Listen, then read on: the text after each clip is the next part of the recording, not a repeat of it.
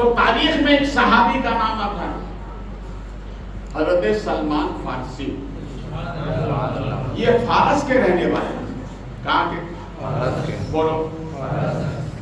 اور یہ یہودی نسل تھے مگر بڑے خوبصورت تھے. کیسے تھے؟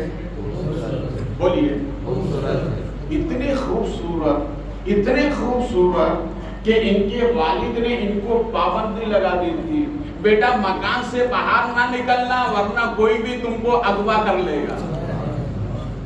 جانے نہیں دیتے. اتنے خوبصورت ہے.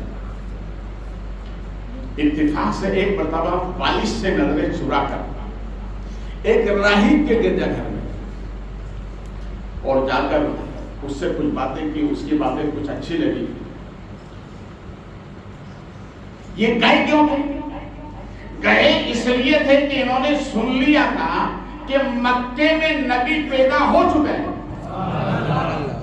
تو ان کو تمنا تھی کہ اس نبی کو میں دیکھنا چاہتا ہوں. اس راہب سے بات کی. بات اچھی لگی. بیٹھ گئے. اس نے کہا کہ آتے ہی جاتا رہا. راہب نے ان کو سمجھایا. یہ بات ان کے والد کو معلوم ہو گئی تو ان کو ناک میں بند کر دیا. کہیں میرا بیٹا کوئی دوسرے لوگ چرانا نہیں. اس لیے کہ خوبصورت کیا ہے؟ خوبصورت. کچھ دنوں کے بعد حضرت سلمان فارسی ابھی ایمان نہیں لائے. میں حضرت اس لیے کہہ رہا ہوں کہ ایمان لا چکے. پچھلی زندگی بیان کر رہا ہوں. یہ پھر اس راہب کے پاس گئے اور جا کر کہا کہ میرے دل میں ایک خیال اٹھا. تو راہب جو تھا علم نجوم کا جاننے والا اس نے کہا بیٹا گھبراؤ مت. جو تمنا تمہاری ہے جو آرزو تمہاری ہے وہ پوری ہوگی. مگر اس آرزو کو یہ جانتے تھے یا وہ پھر راہب جانتا تھا؟ دوسرا کوئی. تو اس نے کہا کہ ہمارے یہاں رہو. تمہارا رہتے رہتے کیا وہ راہب کا وہ دنیا سے چلا گیا. جانے سے پہلے اس نے وصیت کی میرے بعد جو آئے گا اس کی صحبت میں رہنا. دوسرا اس گدے پر آیا تو اس کی صحبت میں رہنا. دن گزرتے رہے مگر بے تعبیر بڑھتی جا رہی. کاش کہ کب وہ دن آئے. وہ دوسرا جو راہب آیا تھا وہ بھی دنیا سے چلا گیا اور اس نے بھی یہ کہا کہ سنو میرے بعد جو آنے والا ہے وہ تمہیں منزل تک پہنچا دے گا. تیسرا آیا اس کی صحبت میں رہے تو اس سے کہا کہ سنو میرے دل میں جو آرزو ہے میں بے قرار ہوں. تو اس نے مسکرا کر کہا مجھے معلوم ہے کس کے لیے بے قرار ہوں. ابھی دیکھا نہیں ہے صرف سنا ہے. ہمارے نبی کو دیکھا نہیں ہے صرف سنا ہے کہ نبی مکے میں پیدا ہو چکے ہیں. تو اس نے کہا سنو میں ایک کام کرتا ہوں. یہاں سے ایک قافلہ جا رہا ہے. فارس سے قافلہ جانے والا ہے عراق. تم اس میں سوار ہو جاؤ عراق چلے جاؤ. پھر وہاں سے آخری منزل. تو حضرت سلمان فارسی کہنے لگے جو آرزو جن کے بارے میں میری ہے میرا خیال انہیں کے اس میں گم ہو رہا ہے ذرا اس کی نشانی تو بتا دیں. ان کی نشانی تو بتا دیں. تو پادری نے کہا نشانی بتا دو. کہا 3 نشانی بتاؤں گا. کتنی؟ 3 نشانی میں سے 2 تو تم دیکھ لو گے اور تیسری نشانی تمہارا دل آواز دے گا. کہا 3 ہی بتا. بولے 3 نہیں بتاؤں گا. 2 سنو پہلے. کہا 2 کیا ہے؟ کہا سنو پہلی نشانی یہ ہے کہ جو نبی آخر زمان ہے وہ صدقہ نہیں لیتے. کیا نہیں لیتے؟ صدقہ نہیں لیتے. ایک دوسری نشانی یہ ہے کہ ان کی پشت پہ مہر نبوت قدرتی لکھا ہوگا، محمد رسول اللہ صلی اللہ علیہ وسلم، قدرتی لکھا ہوگا. دو نشانی ہو گئی. تو اس نے حضرت سلمان فارسی کہنے لگے جب آپ اتنے سخی ہیں تو تیسری بھی بتا دیں. تو کہا اچھا ٹھیک ہے، میں بتانا تو نہیں چاہتا. کہا کیوں؟ کہا اس لیے کہ جب تم دیکھ لو گے نا تو دل خود کہے گا کہ واقعی میں یہ اللہ کے نبی ہے. ان کا چہرہ اتنا خوبصورت ہے، چہرہ دیکھنے کے بعد زبان پر کلمہ جاری ہو جاتا ہے. کیا ہو جاتا ہے؟ کلمہ جاری ہو جاتا ہے. جاؤ میری طرف سے وہ مبارک تمہیں.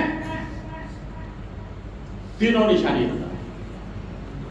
حضرت سلمان فارسی عراق آئے، پہلے مدائن آئے، مدائن سے پھر عراق آئے. یہ مدائن کا حصہ ایران میں لگتا ہے. میں امدئی تعالیٰ میں گیا ہوں، کیا بتا رہا ہوں. پھر وہاں سے آپ کسی دوسرے نے آپ کو بیچا جس کے سہارے گئے تھے. مدائن سے پھر آپ عراق آئے. اب عراق آنے کے بعد انتظار کر رہے تھے کہ کوئی مکے جانے والا قافلہ مل جائے. تو ایک قافلہ مکے جا رہا تھا. اس نے اس کو ان کے ہاتھ پر بیچا. مکہ پہنچے. مکہ پہنچنے کے بعد معلوم ہوا کہ نبی آخر الزمان ہجرت کر کے مدینہ جا چکے ہیں. اور اشتیاق پڑ گیا، بے چینی پڑ گئی. چلتی سے میں نبی سے ملاقات کی. حضرت سلمان فارسی پھر وہ دن آتا ہے کہ مکے سے روانہ ہوتے ہیں. غلام بنا کر آپ کو مدینے بھیجا گیا. اور مدینے میں ایک باغ میں آپ رکھوالی کرتے تھے کھجوروں کی. کیا کرتے تھے؟ کھجوروں کی رکھوالی کرتے تھے. جس باغ میں تھے، حضرت سلمان فارسی فرماتے ہیں کہ میرے مالک نے مجھ سے کہا کہ کھجوریں اتارو، یعنی توڑو، کھجور تیار ہے. میں درخت پہ تھا، اچانک ہمارے نبی آئے.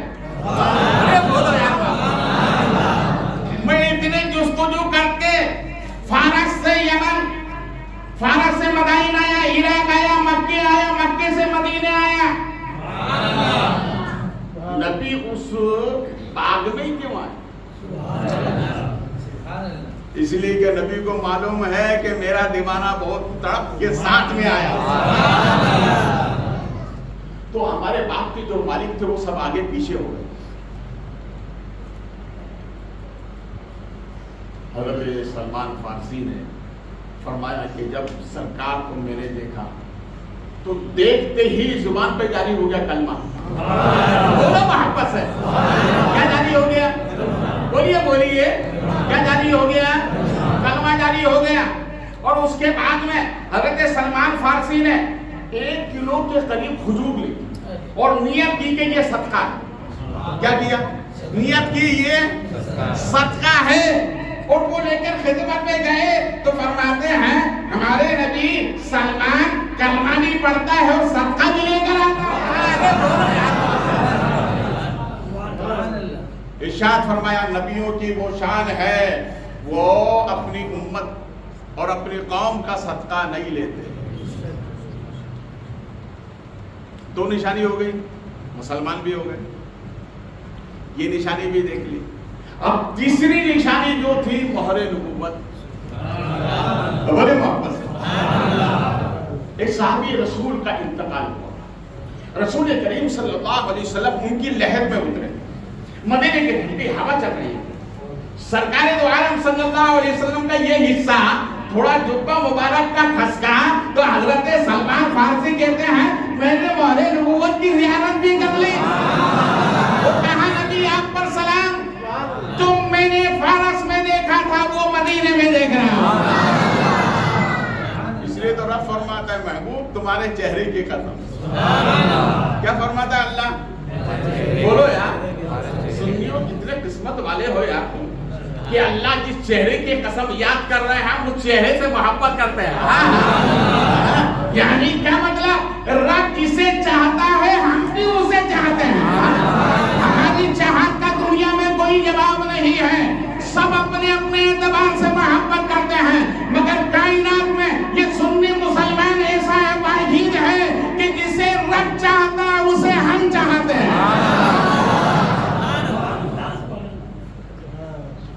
जिसे रब चाहता है बोलिए। देखो सरकार की चाहत, सुभान अल्लाह।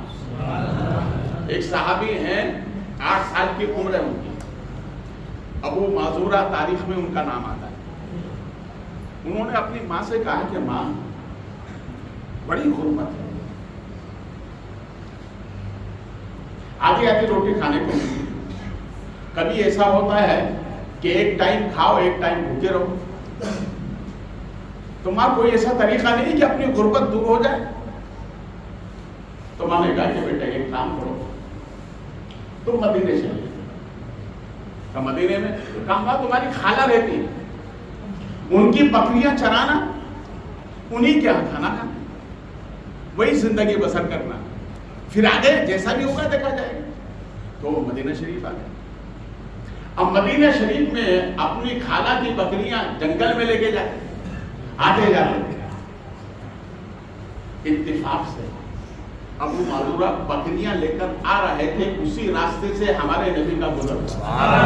बोलो यार, हमारे नबी का गुजर हुआ।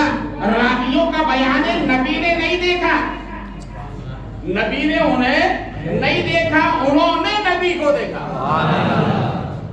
वो देखा तो देखते रह गए, देखा तो देखते रह गए। घर उनके खाला गए और सुबह बकरियां लेकर जंगल में छोड़ दिए, और मदीना शरीफ में लोगों से मालूम करते करते मस्जिद नबी में पहुंचे। अरे बोलो यार, सरकार की बारगाह में पहुंच गए।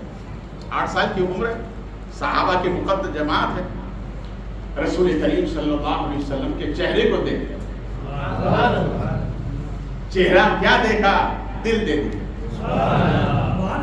चेहरा क्या देखा, देखने वाले कहा करते हैं अल्लाह अल्लाह, याद आता है खुदा देख के सूरत तेरी, याद आता है देख के खुदा सूरत तेरी।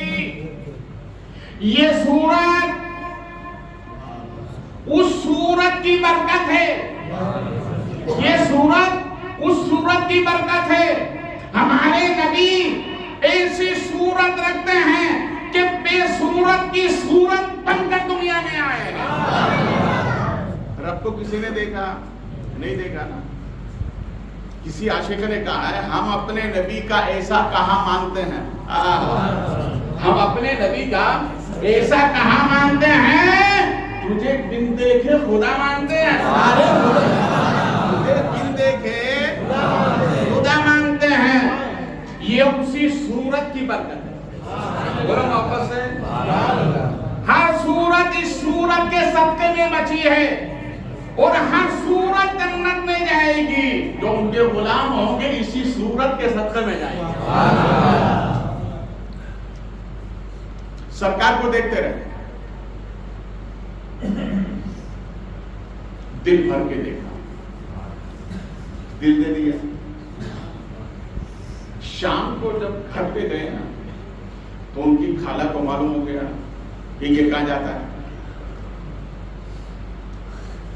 सुनो, बहुत नौजवान गौर से सुनना मेरी बात।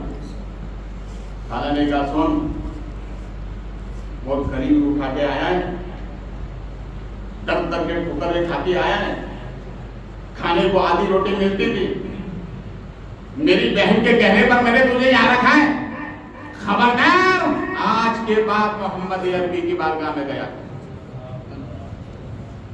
ये खामोश है, कुछ नहीं। इसके खाला ने इसकी माँ को खबर दी, माँ दौड़े दौड़े आए। माँ तो माँ होती है ना यार, बोलिए, माँ माँ होती है। अल्लाह हर माँ को सलामत रखे, और जो ईमान वाली दुनिया से जा चुके हैं मौला उनकी मग़फ़िरत फरमाए। माँ माँ होती, दौड़े दौड़े आई और बेटे को रूम में ले गई, और अपने सर का दुपट्टा उसके सर पे रखा, और सर पे रखने के बाद कहती बेटा मेरी कसम खाओ, आज के बाद मोहम्मद अरबी के दरबार में नहीं जाओ। बेटा खामोश है, کہا بیٹا بولو, خاموش ہے. پھر کہا بیٹا بولو, تو کہا ماں ایک شرط پہ بولوں. کیا شرط ہے؟ کیا جسے میں نے دیکھا ہے تم بھی دیکھ لو. ارے بولو جسے میں نے دیکھا ہے, پھر منع کرو گے تو نہیں جاؤں. میرا پہلی شرط یہ ہے کہ پہلے چل کے دیکھو تم. جس کو میں نے دل دیا ہے پہلے اسے دیکھو, پھر منع کرنا مجھے. تمہارے کہا بیٹا دیکھنے میں کیا ہے, ٹھیک ہے دیکھ لیں گے. انہوں نے اپنی بہن سے کہا کہ بیٹا ایسا بول رہا, ٹھیک ہے دیکھ لیں. صبح کی سفیدی نہ ہوگا. ماں نے کہا بیٹا چلو. چلیے. بیٹا آگے, اس کے پیچھے اس کی ماں, ماں کے پیچھے اس کی خالہ. اس ترتیب کے ساتھ گھر سے نکلے. کہاں جا رہے ہیں بولیے؟ جسے اس نے دیکھا اس کو دکھانے کے لیے یہ لے کے جا رہا ہے. نماز فجر کے بعد سرکار صحابہ کو نصیحت فرما رہے ہیں. اس وقت پردے کا حکم نہیں آیا, نصیحت فرما رہے ہیں کہ صحابہ کی محفل جب پوری ہوتی وہاں یہ بیٹھے, اس کے بعد اس کی ماں بیٹھی, اور ماں کے بعد اس کے خالہ بیٹھی. اور ماں سے کہتا ہے ماں دیکھو یہ وہی ہے جن کو میں نے دل دیا. یہ وہی ہے جن کو میں نے دل دیا ہے. ماں دیکھو تو صحیح, کائنات میں ان جیسا کوئی ہو نہیں سکتا. بڑے خوبصورت ہیں. تو میں نے پلٹ کر کہا خاموش ہو جا, اس لیے کہ میری نگاہیں کہہ رہی ایسا ہو ہی نہیں سکتا. ایسا اب پھر مل کے کہہ دو جیسے ہمارے حضور ہیں ویسا. سب بولو جیسے ہمارے حضور ہیں ویسا. ہاتھ اٹھا کر کہو جیسے ہمارے حضور ہیں ویسا.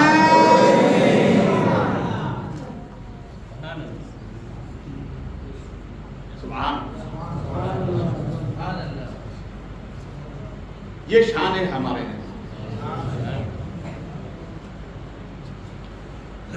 حضرت سلمان فارسی سرکار کی خدمت میں آئے, کہا آقا آزادی چاہتا ہوں, غلام تھے نا. تو سرکار نے فرمایا ابو بکر آؤ ان کو آزاد کراؤ. فرمایا کہ جاؤ اپنے مالک سے پوچھنا کیا بولتا ہے. تو یہ جب اپنے مالک کے پاس گئے نا اور کہا اس سے بھائی مجھے آزاد کر دو, تو بولے پہلے تو کم میں آزاد کرتا, اب نہیں کروں گا, اور اگر کروں گا تو منہ مانگا پیسہ لوں گا. تو انہوں نے کہا کہ پہلے تو وہ سستے میں آزاد کر رہے تھے, اب تیری قیمت بڑھ گئی ہے. ارے بولو اب تیری قیمت بڑھ گئی ہے, اب سستے میں نہیں بیچوں گا. کہا اتنا بھاؤ بڑھا کیسے دیا؟ کہا اس لیے کہ محمدی عربی کا جو کلمہ پڑھتا ہے وہ اعلیٰ ہو جاتا ہے. انہوں نے تو اس وقت کلمہ پڑھا, ہم تو آنے کے بعد ہی پڑھے, ہے نا. ماں باپ آدم دلواتے ہیں کہ نہیں؟ یہ کیا ہے؟ کلمہ ہی تو ہے سرکار کا. تو اس نے کہا سنو تمہیں آزادی چاہیے نا, اتنا سونا چاہیے, اتنے درہم چاہیے, اور 300 کھجوروں کے درخت چاہیے باغ میں لگے ہوئے, اور شرط یہ کہ گنجے نہیں ہونا چاہیے, پھل ہونا چاہیے, اور پھل بھی کچے نہیں پکے.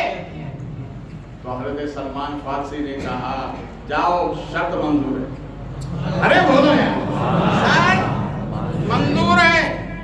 آئے سرکار کی بارگاہ میں, کہا میرے آقا اس نے تو بڑی قیمت بڑھا دی. تو سرکار نے فرمایا بڑھائے کیوں نہیں, اس لیے کہ تم میری غلامی میں آ گئے. سرکار نے حضرت ابو بکر صدیق سے فرمایا کہ جاؤ یہ قیمت ادا کرو, ادا کرو. اب رہا 300 درخت والا باغ. سرکار نے فرمایا 300 پودے لے کر لائے گئے. آج بھی مدینہ شریف میں سلمان فارسی کا بھائی حضرت سلمان فارسی سرکار وہاں گئے, پودے لگا. بہت ذمہ داری سے بول رہا ہوں, سرکار نے لگائے پودے. ہے کوئی سائنس کی ایجنسی کہ ادھر لگائے ادھر درخت ہو جائے, ادھر پھل لگ جائے وہ بھی پکے؟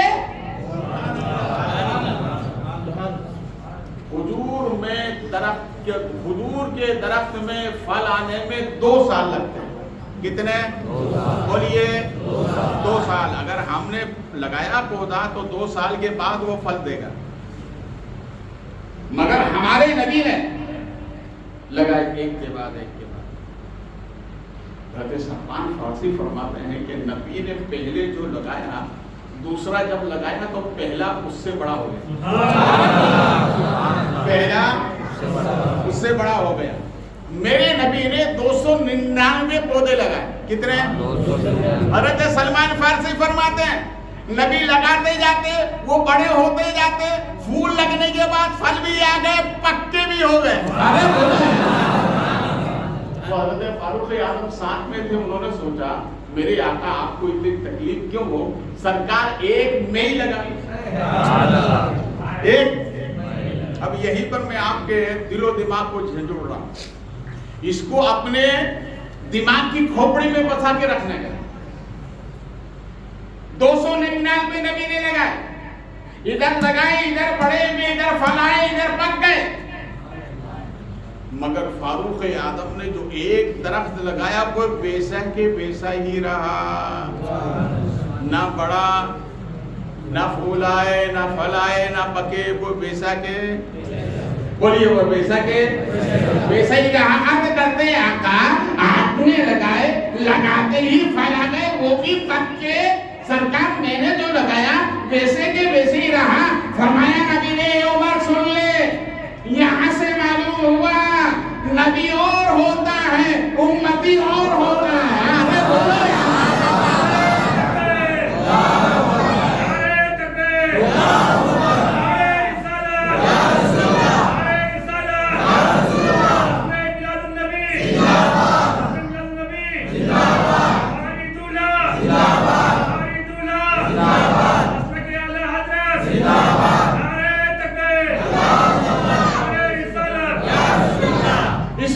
دنیا کی طاقت جہاں جواب دے جائے گی وہیں سے طاقت مصطفیٰ کی اب شروع ہوتی ہے.